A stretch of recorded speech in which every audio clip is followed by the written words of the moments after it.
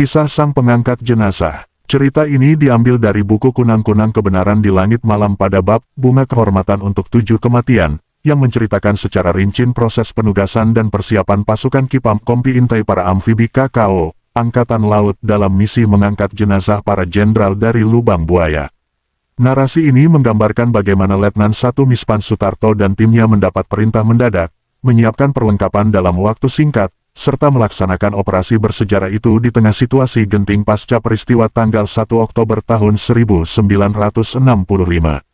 Peran kelompok ini dalam proses evakuasi jenazah para jenderal dari sumur lubang buaya jelas penting dan historis, tetapi bagi Mispan sendiri semuanya bergulir secara kebetulan dan mendadak. Ia, misalnya, ditunjuk jadi komandan tim hanya karena Pak Winanto, komandan kompinya, tidak berada di tempat dan sulit dihubungi. Jadi, karena kondisi darurat itulah ia kemudian memimpin orang-orang Kipam. Mispan dan pasukannya berpangkalan di Surabaya, tidak di Jakarta. Hari ulang tahun ABRI, tanggal 5 Oktober tahun 1965 membuat mereka meninggalkan kota Buaya menuju ibu kota. Pada perayaan militer ini, mereka berencana ikut demonstrasi. Mereka akan terjun bebas dari sebuah helikopter menuju laut lepas. Ini sebuah aksi yang berat tentu saja dan karena itu latihan yang keras dan berulang-ulang perlu dilakukan. Selama hari-hari menjelang tanggal 5 Oktober mereka sudah berada di Jakarta untuk menggembleng diri. Sebagai pangkalan latihan, mereka mencari areal yang dekat dengan pantai. Mereka mendirikan tenda-tenda bivak di daerah Ancol. Tempat yang mereka pilih kebetulan juga tak jauh dari kapal Multatuli yang sedang bersandar di pelabuhan Tanjung Priok. Sangat rutinlah latihan-latihan yang mereka gelar pada hari-hari itu. Dalam kurun waktu yang sama, mereka juga melakukan orientasi di lapangan serta survei di laut untuk menjamin dan memastikan bahwa demonstrasi yang akan mereka lakukan benar-benar aman dan sukses. Mereka sama sekali tak memahami situasi politik di wilayah ibu kota. Mereka sangat terperanjat ketika mendengar kabar bahwa 6 jenderal angkatan darat telah diculik dan disekap di suatu tempat. Info ini mereka dengar pada tanggal 1 Oktober pagi secara tidak langsung melalui jaringan KKO. Secepat kabar tersebut sampai ke telinga mereka, secepat itu pula mereka ditarik dari Ancol menuju markas besar KKO di perapatan. Karena situasinya sangat mendesak, mereka ditempatkan di gedung-gedung yang belum selesai pembangunannya. Dari tanggal 1 hingga tanggal 2 Oktober mereka hanya menanti perintah dari Panglima KKO.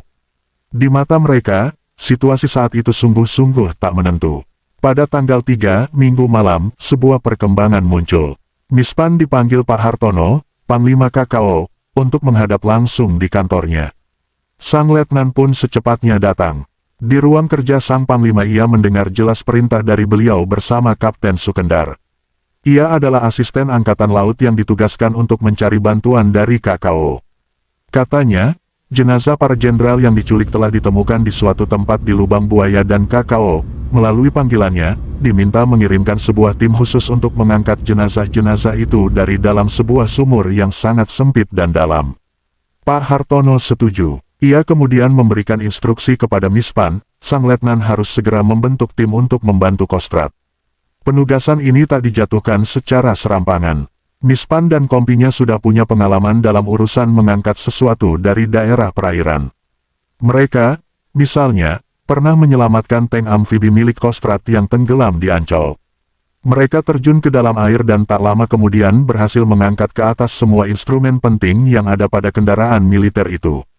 Panglima Hartono rupanya berpikir bahwa kalau di laut saja bisa, pasukan Kipam tentu akan lebih mampu lagi jika persoalannya hanyalah mengangkat jenazah manusia dari dalam sebuah sumur. Itulah sebabnya ia menjatuhkan tugas tadi ke pundak Mispan dan rekan-rekannya. Letu Mispan sendiri lalu melakukan persiapan. Untuk membantunya, ia menunjuk sejumlah bintara senior. Mereka berdiskusi sampai pukul 22. Kapten Sukendar menunggu di markas KKO sampai pagi. Ia tak berani pulang ke Kostrad tanpa orang-orang Kipam. Bagi Mispan dan kawan-kawan, dua masalah utama segera dipecahkan. Peralatan apa yang dibutuhkan dan berapa orang yang akan berangkat bersama. Terpaksalah mereka menghubungi markas Angkatan Laut di Ancol untuk mendapatkan perlengkapan selam. Letnan Supardi yang bertugas malam itu menyatakan bisa memenuhi kebutuhan mereka kendati saat itu malam telah cukup larut. Pengisian oksigen berlangsung pada pukul 2 dini hari. Mispan bertolak ke kapal Multatuli untuk mencari pakaian selam.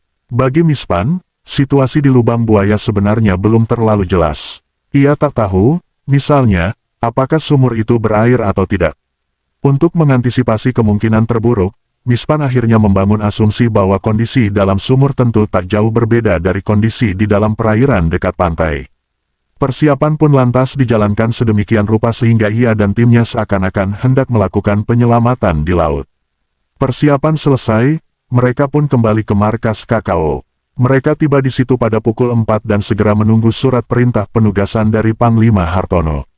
Seharusnya tim pengangkat jenazah ini dipimpin oleh Winanto, bukan Mispan, karena Winantolah yang menjadi komandan Kipam. Namun yang bersangkutan pada malam itu menginap di mes perwira Angkatan Laut, sekarang Hotel Borobudur, dan sulit sekali dikontak melalui telepon. Mispan hanya bisa mengirim seorang kurir untuk memberitahu Winanto bahwa Kipam ditugaskan mengangkat jenazah para korban penculikan di lubang buaya. Ia minta agar sang komandan menyusul ke lokasi. Winanto sendiri gantian mengirim kurir dengan pesan bahwa ia akan segera menyusul. Ia juga meminta agar pengangkatan jenazah tidak dilakukan sebelum ia datang ke lokasi. Mispan dan timnya menyelesaikan persiapan akhir di markas KKO. Setelah itu, mereka sarapan di tempat yang sama. Kapten Sukendar sempat kesal karena mereka harus makan pagi dulu. Saking keras jenakanya, ia ikut mengisi perut. Bagi Mispan dan anggota-anggota Kipam yang lain, sarapan itu mutlak. Pengalaman mereka di laut umumnya menunjukkan bahwa nafsu mereka selalu hilang dan sulit dibangkitkan setelah mereka menangani jenazah-jenazah yang sudah membusuk. Mereka sangat memahami bahwa jenazah yang nyaris satu hari tak bisa diangkat segera akan menimbulkan bau menyengat menjijikkan. Selesai makan pagi, Letnan 1 Mispan dan pasukannya, berjumlah 20 orang, siap berangkat menuju lokasi. Sebuah kendaraan disediakan oleh Kostrad. Mereka menuju lubang buaya melalui Pasar Rabu. Jumlah keseluruhan kendaraan sebanyak 13 atau 14 satuan, satu dipimpin oleh Angkatan Laut Satuan KKO dan sisanya dari Kipam. Melalui perjalanan tak sampai 2 jam, pasukan teranyar itu boleh dibilang tiba di lubang buaya. Letnan Sukendar tetap berada di bawah Angkatan Darat selaku perwira pelaksana. Di sini, mereka dicegat oleh anggota AORI atau PGT.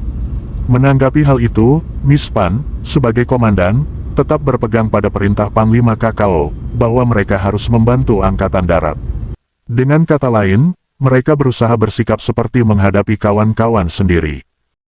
Tim Kipam menjalani pemeriksaan. Mispan diwajibkan turun dari kendaraan. Ia tak membantah. Baru beberapa detik kakinya menginjak tanah, ada seorang bintara PGT yang tiba-tiba datang mendekatinya.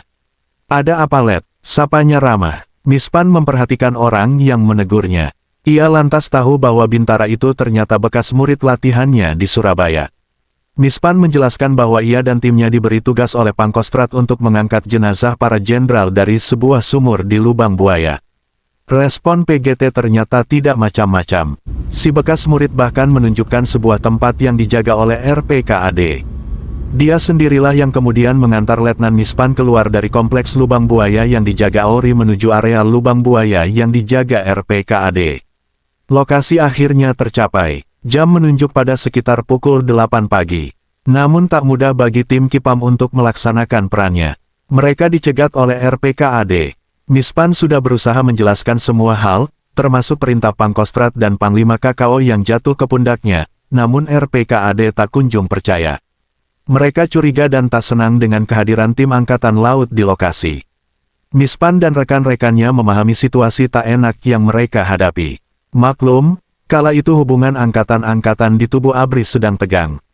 Satu sama lain saling curiga, saling waspada, dan saling menahan diri agar tidak muncul bentrokan terbuka.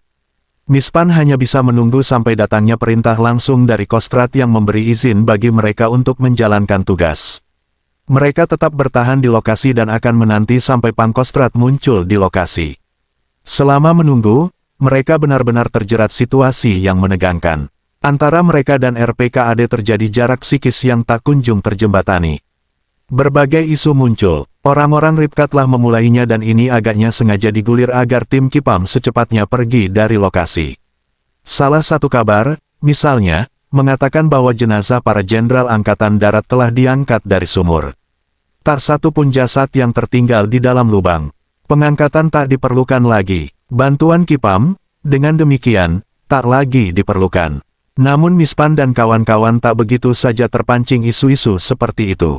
Mereka tetap berpegang teguh pada informasi semula bahwa pengangkatan jenazah para jenderal tak akan dilakukan sampai Pangkostrat tiba di lokasi. Mereka tetap bertahan di sana kendati isu-isu semakin tak bagus dan sikap RPKAD semakin tak ramah. Dalam waktu yang penuh dengan ketegangan pada Senin pagi itu, 4/10 Mayor Bardi ada di lokasi. Ia termasuk orang RPKAD yang susah mempercayai kehadiran Letnan Mispan dan tim Kipamnya.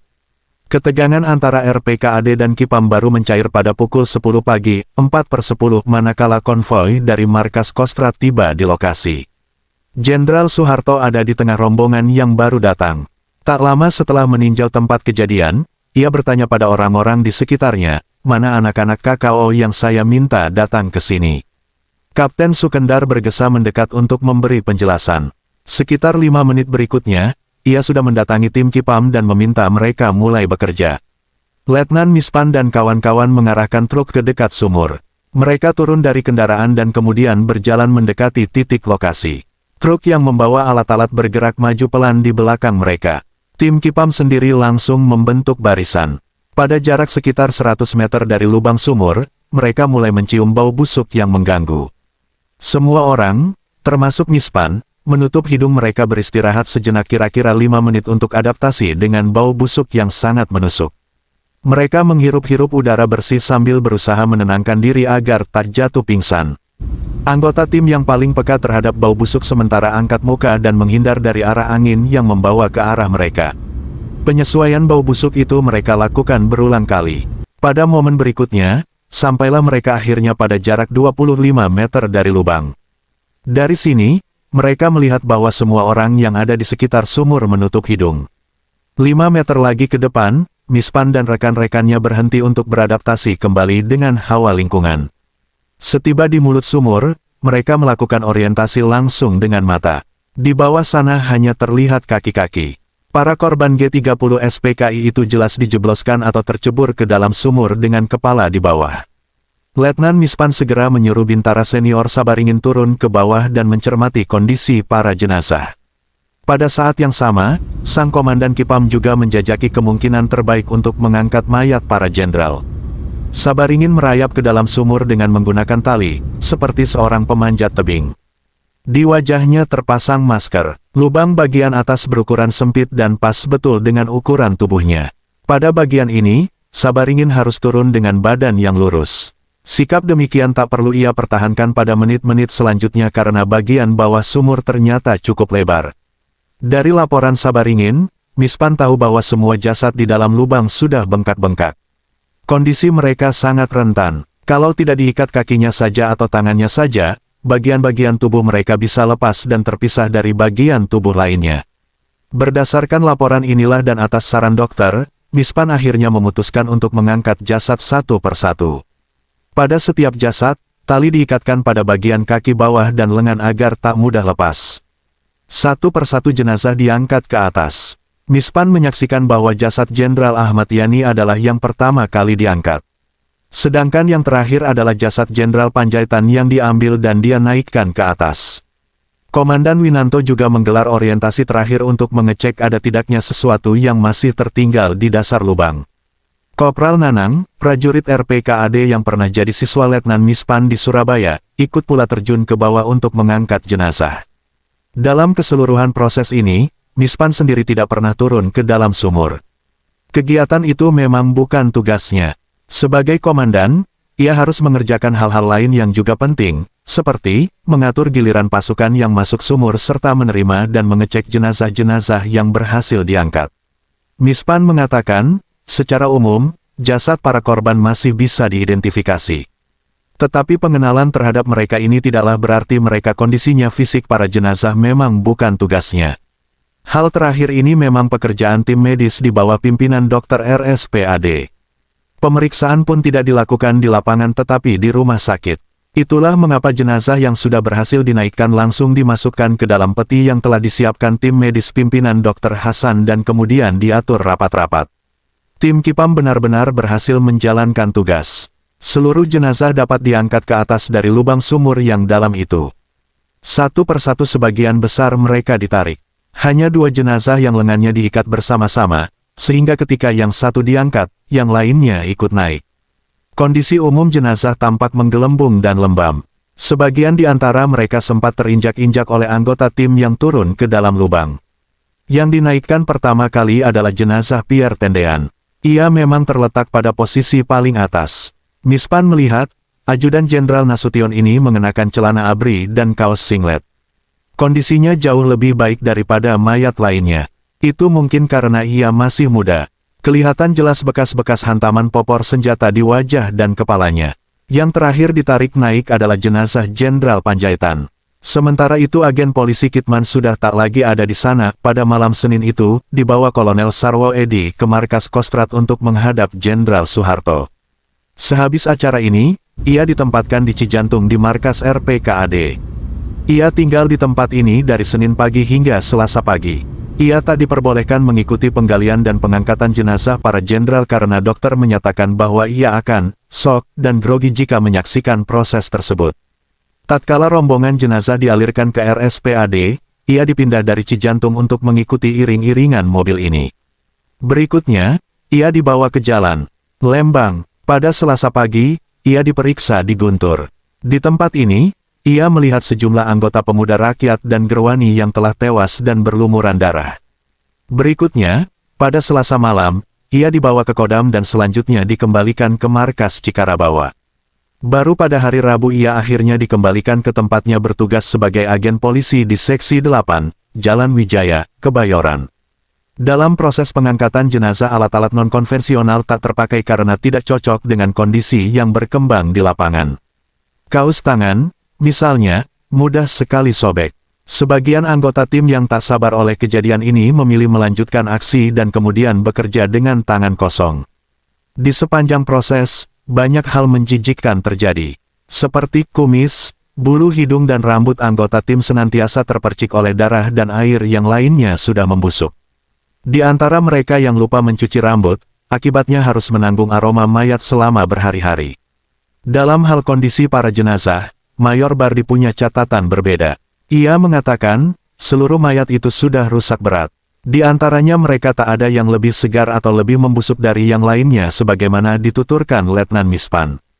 Semuanya sama berondok situ. Menurut Bardi, saking rusaknya, mayat-mayat itu sulit sekali dikenal. Orang sulit membedakan mana Tendean, mana Jenderal Sutojo.